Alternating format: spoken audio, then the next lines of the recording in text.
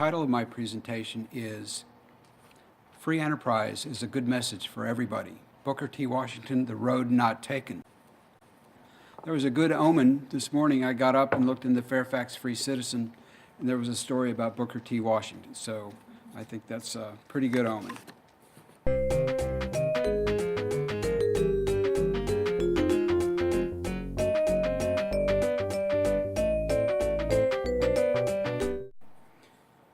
In 1896, a former slave named Booker T. Washington received a letter from Harvard University. He opened it, and it read, "My dear sir, Harvard University desires to confer on you at the approaching commencement an honorary degree." How could someone get from slavery to the halls of Harvard and become the first of his race to receive an honorary degree from America's most prestigious university? Booker T. Washington's life is testimony to the fact that anyone who has the right values and lives under the right economic system can succeed. Free enterprise is a good message for everybody. In addition to an honorary degree from Harvard, Booker T. Washington started the Tuskegee Institute and grew it to 1,100 students in 28 departments. Today, Tuskegee University in Alabama has 3,100 students and 60 degree programs. Booker T. Washington raised funds to build thousands of schools for blacks throughout the South.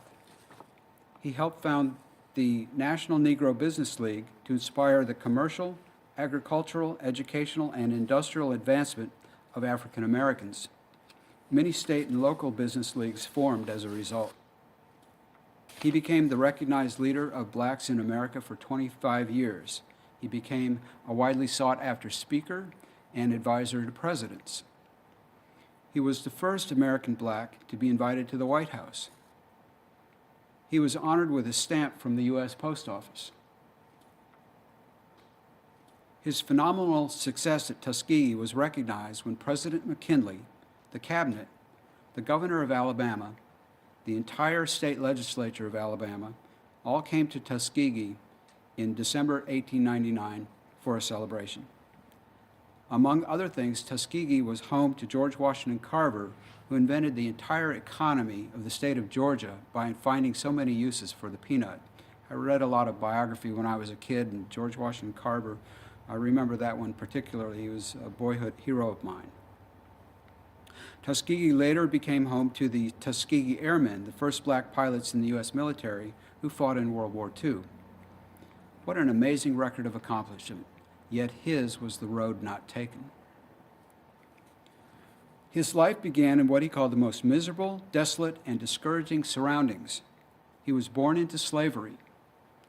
He didn't know what year he was born in or who his father was for sure, thought to be a white man. He had to wear wooden shoes.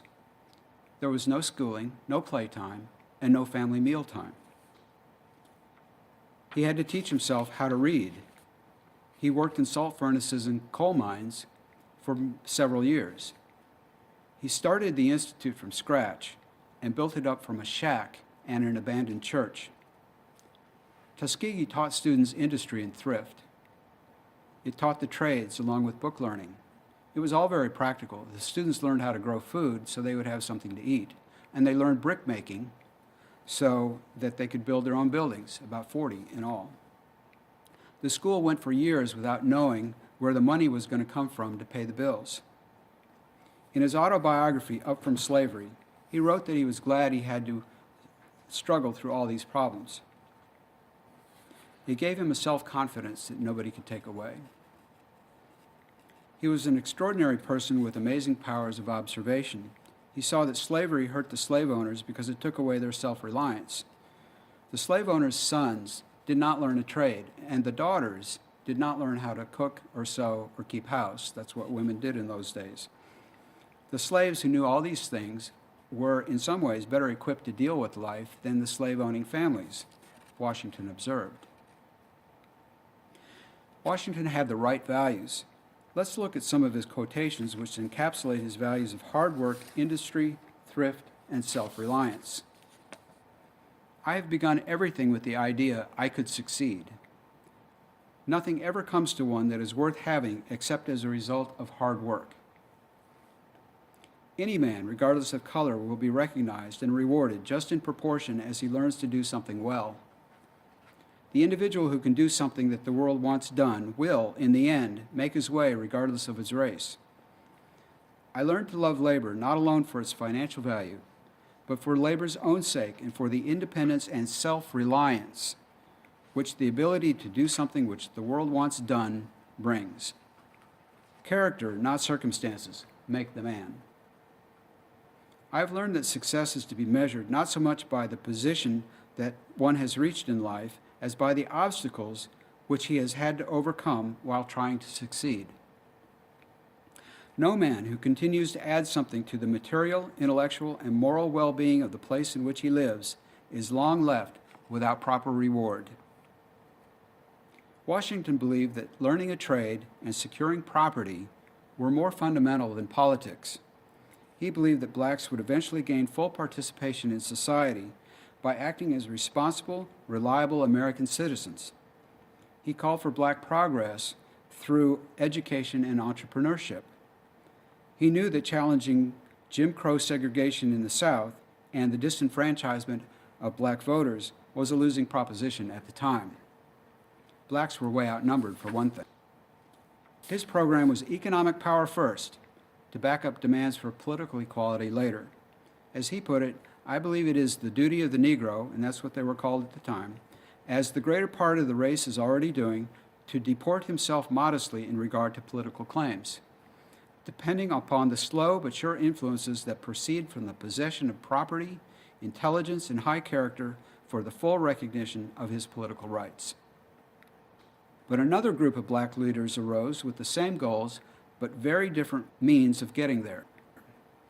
Led by W.E.B. Du Bois, this group started the NAACP to demand civil rights from government directly. Their strategy was protest, activism, and working the political process. There is no denying that blacks have made great progress using the civil rights approach. It culminated in the civil rights era of the 1960s, where landmark legislation was passed outlawing discrimination in public accommodations, housing, employment, and at the voting booth. The question now, however, is how blacks can make the most progress from this point forward. The civil rights approach has run its course. It's no longer about simple justice. Civil rights thinking has become more and more outlandish and toxic. Take affirmative action, for example. It was supposed to be temporary, but it's dragged on for 50 years. It discriminates against some people to benefit others. That's not right. It's not just whites who complain about affirmative action. Asians are filing lawsuits too. The new theory of structural racism says forget about proving discrimination in individual cases. We don't need proof. We'll just indict the entire society for unequal outcomes in income, housing, and other things, without any proof of any wrongdoing whatsoever. That doesn't sound like simple justice to me. The latest wave in civil rights thinking is implicit bias. Justice Kennedy says everyone is guilty of unconscious racism. So you're a racist, you just can't help yourself, and you, and you, and you. But a new study shows that unconscious bias has little effect on behavior. And isn't behavior the important thing? People think all sorts of things. Harvey Weinstein got in trouble recently for his behavior. But they didn't prosecute Jimmy Carter for having lust in his heart, did they? Instead of branding everyone with original sin and existential guilt, shouldn't we focus on behavior and actual discrimination? These new theories have bad side effects. They are divisive and promote racial backlash. They are coercive. Affirmative action forces entities to save slots for preferred minorities. Racial quotas for suburbs were set up in an Obama-era housing policy. These theories raise expectations that can never be fulfilled. Obama gonna pay my mortgage and fill my gas tank. Remember that one? The new civil rights theories are making people angrier, not happier. Booker T. Washington wrote a lot about the benefits of removing anger from one's life. He is a good example to follow. Instead of wallowing in the past, he charted a course for himself and got to where he wanted to go. If a former slave can set aside his anger in the past to focus on his own future, anybody can. So where is progress to be made from this point forward? From remaining confrontational and continuing to twist civil rights into incivility, that approach has reached the end of its useful life. Or is more progress to be made from choosing the road not taken, economic empowerment, the road represented by Booker T. Washington? I humbly submit to you, it's the latter. Some are already on Washington's road. Last time I was downtown, I was handed a black newspaper. This is called the Eagle News, the African American Eagle News. And there's a column in here by William Reed, who wrote, "What blacks really need is tutorials on economic empowerment.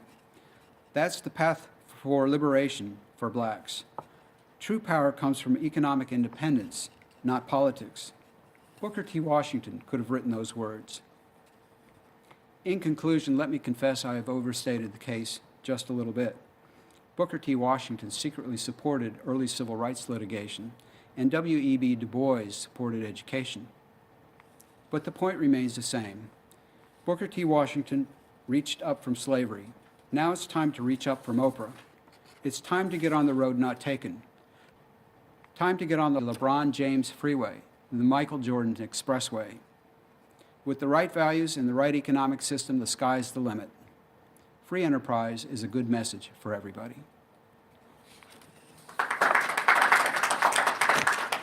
Thank you.